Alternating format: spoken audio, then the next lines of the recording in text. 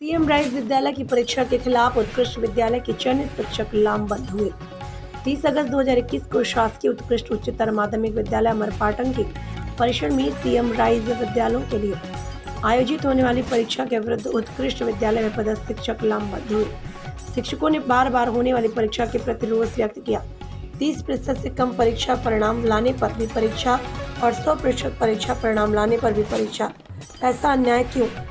शिक्षकों ने अपने वक्तव्य में कहा कि जो शिक्षक मॉडल उत्कृष्ट विद्यालय की परीक्षा में चयनित होकर पदांकित किए गए हैं, उनको इस परीक्षा से मुक्त रखा जाए तथा शेष पदों के लिए परीक्षा लेकर उनकी पूर्ति की जाए। सीएम राइज विद्यालय के शिक्षकों को स्पेशल अलाउंस दिया जाए। उत्कृष्ट विद्यालयों में कार्यरत शिक्षकों को उनके द्वारा परीक्षा फल में वृद्धि के लिए बोनस अंक प्रदान किए जाए। 50% परीक्षा की अनिवार्यता को लागू न किया जाए। 5 वर्षों के लिए कार्यकाल को निरंतर किया जाए।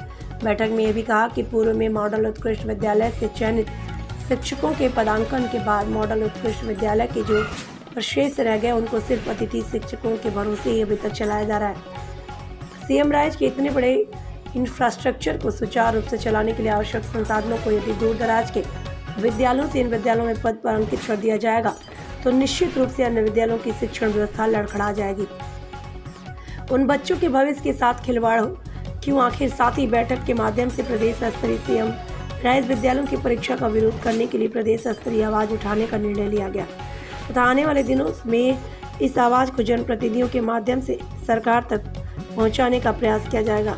बैठक में मुख्य रूप से जयशंकर गौतम, ब्रजनंदन तिवारी, शिव कुमार पटेल, धर्मेंद्र मिश्रा, रमेश कुमार पटेल, सत्येंद्र कुमार पांडे, राम नरेश पटेल, मनोज कुमार द्विवेदी, अशोक कुमार तिवारी, सीताराम द्विवेदी, प्रवीण कुमार तिवारी, धीरज कुमार आदि लोग मौजूद रहे। माध्यमिक शिक्षक गणित पोस्टेड, वो आज 5 साल से एक्सीलेंस स्कूल में इंग्लिश पढ़ा रहा है। अब उसको गणित विषय के परीक्षा में बैठना पड़ेगा। निश्चित रूप से उसे परेशानी होगी। शासन को इस पर भी कोई ठोस निर्णय लेना चाहिए कि जो खासकर एक्सीलेंस और मॉडल स्कूल में ऐसे शिक्षक जो जिस विषय के लिए पदांकित हुए हैं, उनको उसी विषय की परीक्षा लेने के लिए निर्देशित करना चाहिए, विज्ञापित करना चाहिए। यहाँ पर ये लोगों के मन में असंतोष जरूर है। विद्यालय में एक भी वरिष्ठ अध्यापक नहीं है। चयन के बाद होता क्या है कि जो शिक्षक परीक्षा में असफल रह जाते हैं, उनकी दोहरी मार होती है। उनको एक तो यहाँ से बाहर कर दिया जाता है, दूसरा समाज हम शिक्षकों को बहुत बुरी नज़र से देखता है।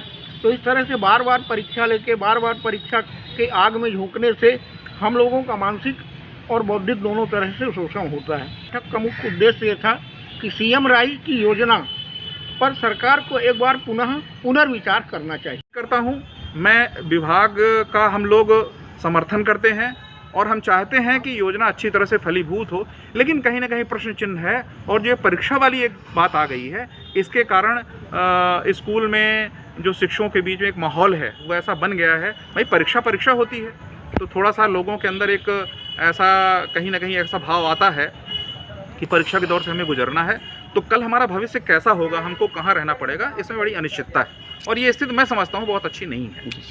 उन्होंने ऑलरेडी परीक्षा दिया हुआ है और वो चयनित होकर के यहाँ आए हैं, तो क्यों बार बार शिक्षकों को परीक्षा के दंश से में झोंका जा रहा है?